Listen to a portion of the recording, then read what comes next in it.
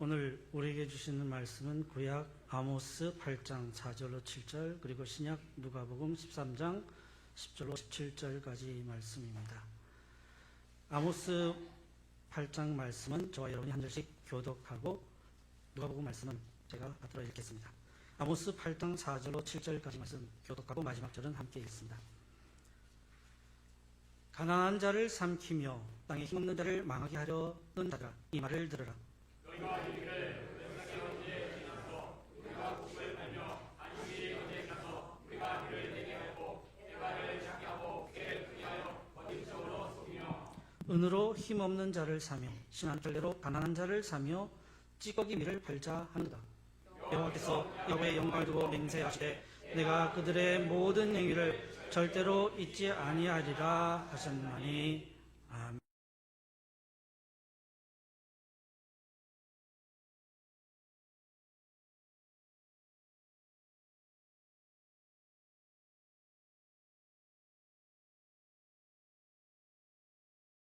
아멘. 누가복음 13장 10절로 17절까지 말씀 제가 받들어 있습니다. 예수께서 안식일에 한 회당에서 가르치실 때에 18해 동안이나 귀신 들려 앓으며 꼬부라져 조금도 펴지 못하는 한 여자가 있더라. 예수께서 보시고 불러 이르시되 여자여 네가 네 병에서 놓였다 하시고 안수하시니 여자가 곧 펴고 하나님께 영광을 돌리는지라. 회당장이 예수께서 안식일에 병 고치시는 것을 분내어 무리에게 이르되 일할 날이 엿새가 있으니 그동안에 와서 고침을 받을 것이요 안식일에는 하지 말 것이니라 하거늘 주께서 대답하여 이르시되 외식하는 자들아 너희가 각각 안식일에 자기의 소나 나귀를 외양간에서 풀어내어 이끌고 가서 물을 먹이지 아니하느냐. 그러면 18해 동안 사단에게 매인받은 이 아브라함의 딸을 안식일에 이 매임에서 푸는 것이 합당하지 아니하냐. 예수께서 이 말씀을 하시매 모든 반대하는 자들은 부끄러워하고 온 무리는 그가 하시는 모든 영광스러운 일을 기뻐하니라. 아멘.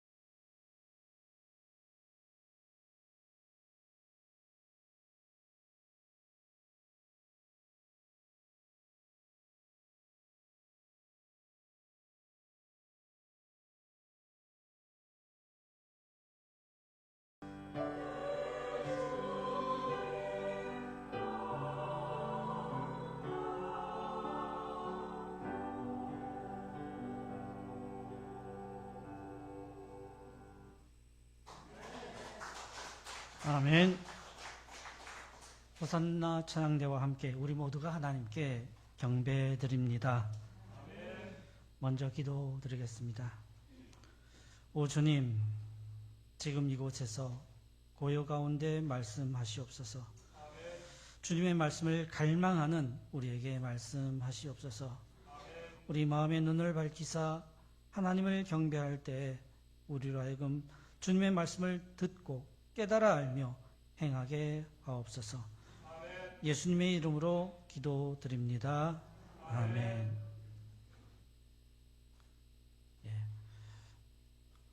오늘 제가 하려고 했던 말씀을 우리 장로님께서 기도 가운데 다 하나님께 기도해 주셨는데요.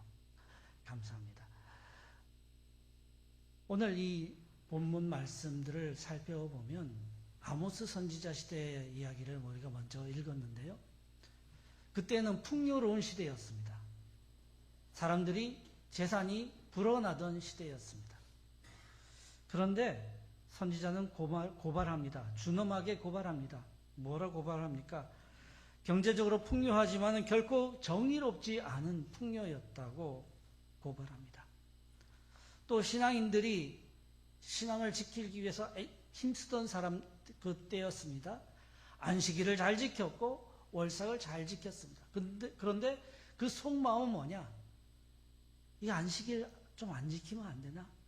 내가 이 하루 더 장사하면 월삭 굳이 안 지켜도 안 되나? 하루 더 장사하면 더 많이 벌 터인데. 또 당시 사람들은 아니 지금도 마찬가지죠. 저울을 속여 이득을 취하기 일쑤였습니다. 사람을 사람으로 대하지 아니하고 내 돈벌이 대상으로 삼아서 사람을 은으로 사고 신발 한 켤레 값으로 팔고 사는 그런 시대였습니다. 이런 일들이 아모스 시대에만 있었겠습니까? 신앙인이라 하는 사람들이 그때에만 그렇게 속과 겉이 달랐겠습니까? 지금도 똑같은 삶입니다. 이 아모스의 고발은 바로 우리를 향한 경고이기도 합니다. 하나님께서는 그래서 아모스 선지자를 통해서 그렇게 세상을 굽게 만드는 이들을 향해 분노하시며 내가 그들의 모든 행위를 절대로 잊지 아니하리라 하셨습니다. 우리가 가득한 세상에는 사람들을 억누르는 일들이 일어납니다. 그래서 사람들의 삶을 굽어지게 합니다. 왜곡된 사회 구조가 사람들을 짓누르고 억눌림은 곧 우리의 생활의 모습까지도 굽어지게 만들죠. 오늘 또한 복음서 말씀 속에서 한 여인을 보게 됩니다. 18해 동안 등이 꼬부라져 하늘을 쳐다볼 수 없었던 여인이었습니다. 오늘 참 하늘이 밖에 푸르고 높죠. 그 하늘을 볼 수 없는 여인입니다. 그런 굽어진 여인은 이 세상이 그렇게 굽어져 있다는 것을 상징적으로 보여줍니다. 그래서 복음서 말씀은 이 여인이 예수님을 만나 온전히 허리를 펴고 하나님께 영광 돌려드리는 그런 사건을 들려주고 있습니다.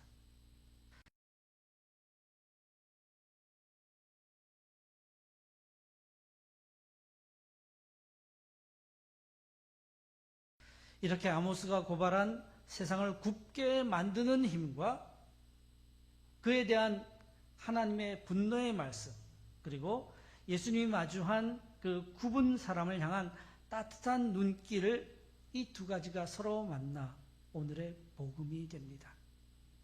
두 본문은 서로 다른 이야기 같지만은 공통적으로 억눌린 자를 외면하지 않으시며 억압과 굴레를 벗겨주시고 회복시켜 주신다는 하나님의 진리를 선포하고 있습니다.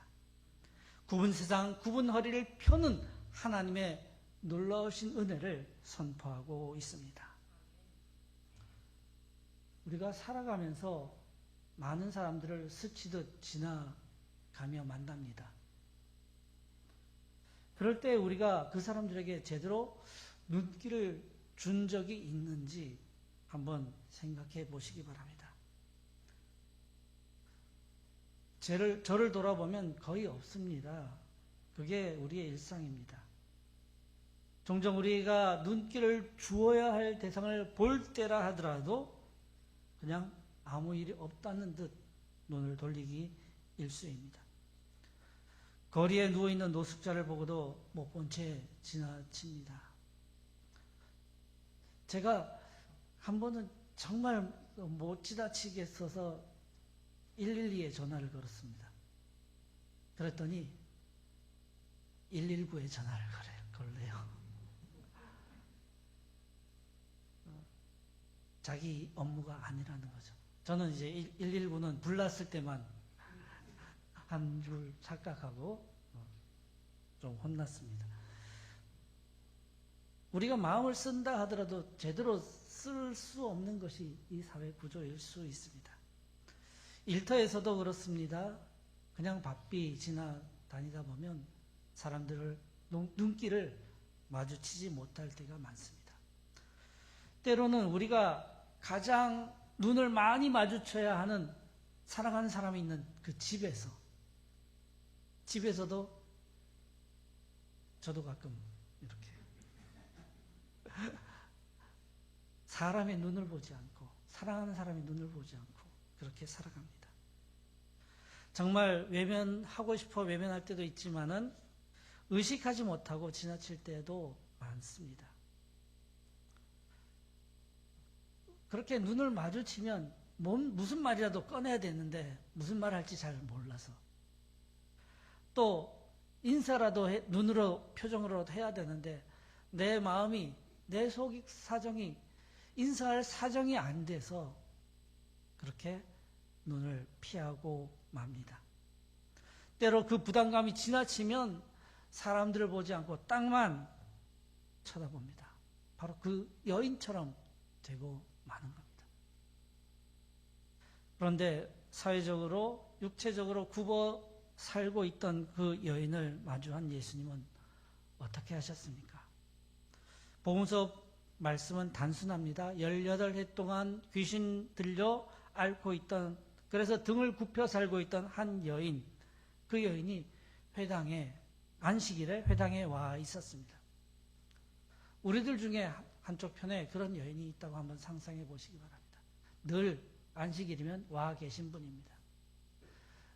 눈을 마주치면 좀 부담감이 더 많이 생길 텐데 그 여인 자체가 땅을 보고 있으니까 뭐 크게 그냥 신경 안 써도 될 것이라 그렇게 생각했을 겁니다. 그런데 예수님께서 말씀을 전하시다가 그 여인을 보시고 불러 여자여 내가 네 병에서 놓였다 하시고 안수하시오. 아니 그 여인의 허리가 펴졌습니다. 이 12절 13절 말씀 우리 한번 그 말씀 속에서 예수님의 행동 세 가지를 한번 찾아보시겠습니다. 12절에 예수님께서 어떻게 하셨습니까? 여인을 보셨습니다. 첫 번째 보셨습니다. 이것이 마주한 눈길의 시작입니다. 굽은 세상에서 굽은 사람을 향하신 예수님의 눈길이 복음의 시작입니다. 예수님께서 말씀을 그렇게 가르치고 계실 때 늘상 와 있던 그 여인이 한쪽편에 있었고 독특한 자세로 있었기에 눈에 더 잘 띄셨을 겁니다. 모든 그동안에 많은 사람들이 회당에서 말씀을 전했지만 그냥 지나쳤습니다. 그러나 예수님은 그렇게 하지 않으셨습니다. 단순히 관찰만 하지 않으시고 보고 외면하고 무시하지도 않으셨습니다. 예수님께서 보신다 하는 것은 그 여인의 아픔을 보신다는 겁니다. 그 여인을 억누르고 있는 그 귀신들을 바라보신다는 겁니다. 그리고 그 고통을 자신의 것으로 삼으신다 하는 겁니다. 그렇게 예수님은 그 여인을 보시고 그리고 바로 그 다음 행동으로 넘어가셨습니다. 그 다음 행동이 무엇입니까? 불러 이르시되. 그렇습니다. 부르심입니다. 예수님은 그저 보고만 계시지 않으시고 가르치기를 중단하시고 부르셨습니다. 여자여 라고 불렀지만은 성경에서 이 표현은 그 여인을 무시하는 표현이 아닙니다. 가나 혼인잔치 때도 예수님은 어머니를 향해서도 이 표현을 사용한 적이 있습니다. 그리고 그 다음 일이기는 하지만은 이 여인을 가리켜서 아브라함의 딸이다 부르시면서 그녀를 언약의 자녀로 다시 세우셨습니다.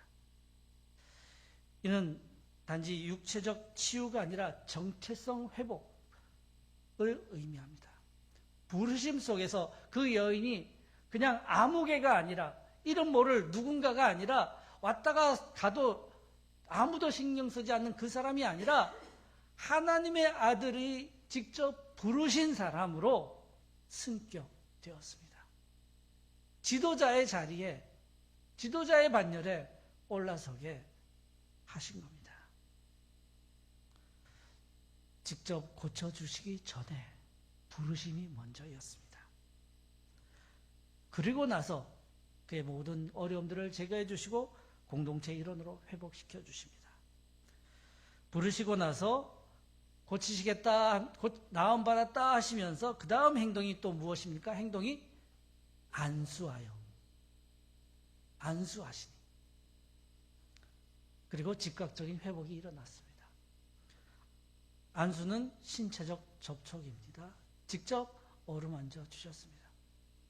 그 당시 생각으로 병 걸린 사람들은 어떻게 보면 약간 전염병 걸린 사람처럼 취급받던 시대에 만져주셨습니다. 이 신체적 회복이 이어졌지만은 이것은 신체적 회복뿐만 아니라 영적, 사회적 회복과 연결됩니다. 그래서 여인은 일어나자마자 예수님께 감사하기보다 먼저 하나님께 영광 돌려드렸습니다. 물론 그것이 예수님께 영광 돌리는 것과 마찬가지인 것은 우리 삼일체 신앙 가진 우리들의 신앙의 고백입니다. 치유는 개인의 몸에서만 일어나지 않았습니다. 안식일에 회당 한편에 와 있었지만은 온전히 예배드리지 못했을 겁니다. 다른 사람들과도 어울리지 못했을 겁니다. 제가 만일 그 여인의 처지였다면 한번 생각해 보았습니다. 18해 동안에 이렇게 허리를 숙이고 땅만 바라보면 삶. 그래도 유대인이기 때문에 안식일에 빠질 수 없어서 회당에 와 있지만은 그 속에 뭐가 차올랐을까요? 감사와 기쁨이 차오르지 않았을 겁니다. 원망과 한숨이 가득했을 겁니다. 그런데 이제 예수님께서 그를 부르시고 안수하시고 고쳐주시니 이제 똑바로 설 수 있게 되었습니다. 눈과 눈이 마주칩니다. 누구의 눈과 마주칩니까? 하나님의 아들 예수님의 눈과 마주칩니다. 인격과 인격이 마주했습니다. 귀신에 의해 억지로 허리 굽은 채 살아야 했던 여인이 똑바로 서서 하나님의 아들의 시선을 받을 수 있게 됐고 그를 바라볼 수 있게 되었습니다. 그 마주하신 예수님의 눈길 속에 그 여인은 따뜻한 사랑의 눈길을 보았을 것이고 그를 통해서 오는 하나님의 사랑을 보았을 것입니다. 그러니 직접 그녀가 하나님을 향해 영광 돌려드린 것은 당연해 보입니다. 바로 이 순간은 예수님의 가르침이 그냥 말이 아니라 실제로 능력이며 하나님의 말씀이라는 것이 드러나는, 말씀이 능력으로 가시화되는 순간이었습니다. 그러면서 이 여인의 고침을 바라보았던 사람들도 보았습니다. 예수님의 가르침이 그냥 헛된 구호가 아니라 하나님의 능력임을 보았고 사랑의 시선이 얼마나 큰 능력을 이루어지는지를 보았습니다. 그런데 이제 사람들이 둘로 나뉘어집니다. 어떤 사람은 그 여인과 함께 기뻐했을 겁니다. 나중에 함께 기뻐했다는 사람들이 나타나죠. 또 한 부류가 있습니다. 회당장으로 대표되는 사람. 이렇게 하나님의 권세가 우리 모두를 볼 수 있도록 세상 속으로 뚫고 들어왔는데 그것을 불편하게 여기는 사람들이 있었습니다. 당시 회당에서는 남자만 찬양했습니다. 그런데 여인이 하나님께 영광 돌리며 찬양하니 불편해지기 시작하죠. 그 불편이 회당장의 말로 튀어나오는 겁니다. 안식일이라 했는데 이 안식일이 무슨 날입니까? 하나님께서 선한 창조를 다 이루시고 안식하신 날이죠. 또 하나님께서 복되게 하신 날이고 서로 바라보며 안식하는 날입니다. 하나님께 나아갈 때 그 예배 안으로 뚫고 들어오는 그 생명으로 인해서 기뻐하는 날이어야 합니다. 그 당시 그 회당에 그 생명이 찾아와 계셨습니다. 하나님의 아들이 거기서 말씀을 선포하시고 하나님의 능력을 드러내셨습니다. 그런데 회당장으로 대표되는 그 불편해하는 사람들은 안식일에 왜 사람을 고쳤느냐고 불평합니다. 율례를 범했다고 비난합니다. 엄밀히 따지면 율법을 어긴 것이 아니라 안식일을 거룩하게 지키라 하는 그 계명을 잘 지킬 수 있도록 율법학자들이 이것도 하지 말고 저것도 하지 말고 이렇게 쭉 많은 금령들을 만들어 놓은 그 금령들, 율례를 어겼다 하는 겁니다. 그런데 중요한 것은 무엇입니까? 여인이 고침받은 겁니다.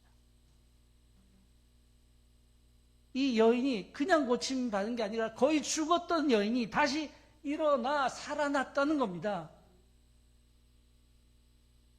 이것은 율법의 목적을 이루는 행동이기도 합니다. 율법이 우리를 정죄하기 위해서만 있는 것이 아니라 우리를 살리기 위해서 있는 것인데 우리가 율법을 제대로 그 정신을 따르지 못하니 율법의 심판을 받게 되는 거죠. 그래서 이 땅에 예수님께서 오시지 않았습니까? 예수님은 그들의 논리를 반박하셨습니다. 너희들 소나 나귀 키우지 않느냐? 안식일에도 소나 나귀가 물을 먹어야 되니까 당연히 물가로 데려가 물을 먹이지 않느냐? 하물며 18해 동안에 사탄의 권세에 얽매여 있던 그 이 한 여인을 세워 아브라함의 딸을 세워 하나님 앞에 세우는 것이 무슨 문제가 있느냐? 반박하셨습니다. 안식일은 어떠한 날인지를 온전히 드러내셨습니다. 안식일은 사람을 억누르는 날이 아니라 억눌린 사람들을 풀어주고 회복시켜주는 날이라 하는 것을 우리 주님은 나타내 주셨습니다. 하나님의 아들이 이렇게 허리 굽은 피조물에게 생명을 가져다 주셨습니다. 성부와 성자와 성령 성삼일체께서는 고통당하는 자녀에게서 눈을 돌리지 않으십니다. 하나님께서는 죽은 것 같은 삶을 살던 한 사람도 외면하지 않으시고 그에게 새로운 삶으로 일으켜 주십니다. 구부러져 땅의 것만 바라보는 죽음을 향해서 달려가는 이 세상을 일으켜 새하늘과 새 땅을 보게 하고 미래로 세워 주십니다. 이제 예수님의 사랑의 시선을 오늘 우리가 경험해야 하겠습니다. 회당에 와 계셨던 그 하나님의 아들, 그 말씀이신 분, 생명이신 분, 그분의 말씀을 오늘 우리가 읽고 듣고 있습니다. 지금 이 순간에 이 예배 가운데 하나님의 그 놀라우신 은총이 뚫고 들어와 있습니다. 주님께서 바라봐 주십니다. 우리가 허리 숙여 땅만 보고 있지 않습니까? 그것을 너무나 안타까워하시는 주님의 눈길 보고 계십니다. 우리를 둘러싼 모든 귀신들이 너무나 많습니다. 교만, 미움, 시기, 질투, 저울질하기, 속여서 자기 이익 챙기기, 잘못된 선동, 재물욕, 명예욕, 거짓, 헛된 우상, 귀신 섬기기, 이런 모든 것들이 우리를 눌러 하나님을 바라보지 못하게 하고 우리의 시선을 땅에 묶어둡니다. 그렇게 억눌려 있으면 우리는 이 여인과 똑같아집니다. 이제 하나님의 아들이 인간이 되셔서 세상을 뚫고 들어오셨고 우리 곁에 계셨고 죽으시고 부활하심을 통해서 하나님 나라로 향하는 길을 열어주셨습니다. 하나님의 영이시며 그리스도의 영이신 성령님을 교회 안에 보내어 주시고 우리 그리스도인 각 사람 위에 보내어 주십니다. 이제 성령님으로 인해서 우리는 예수님의 바라보심을, 불러주심을, 안수하심을 경험해 볼 수 있습니다. 성령님께서 우리를 하나님 아버지 우편에 계신 그 예수님께 들어 올려 주십니다. 나는 고개를 들어 예수님을 볼 힘이 없습니다. 성령께서 우리를 들어 그냥 구부러진 채로 들어서 그냥 주님을 바라보게 해 주십니다. 성삼위일체 하나님의 그 영원한 친교 안으로 초대하시는 주님의 그 눈길을 보면서 이제 우리도 일어선 자가 되는 겁니다. 사망을 향해 달려가다가 생명으로 옮겨진 자가 되는 겁니다. 이것이 오늘 이 예배 가운데 주시는 주님의 은총입니다. 이 은혜 받은 우리는 이제 예수님의 눈으로 세상을 보아야 하겠습니다. 세상에는 지금도 일으킴 받기를 간절히 소망하며 기다리는 사람들이 있습니다. 우리를 사로잡고 있던 그 악한 영들에 사로잡혀서 허리가 굽어진 많은 사람들이 있습니다. 우리 곁에 있는 그런 사람들을 바라보는 능력과 용기를 얻는 것은 우리가 예수님의 시선으로 세상을 볼 때만 가능하고 그것은 우리 안에 계신 성령님께서 이루어 주시는 겁니다. 우리가 세상을 바라볼 때, 이웃을 바라볼 때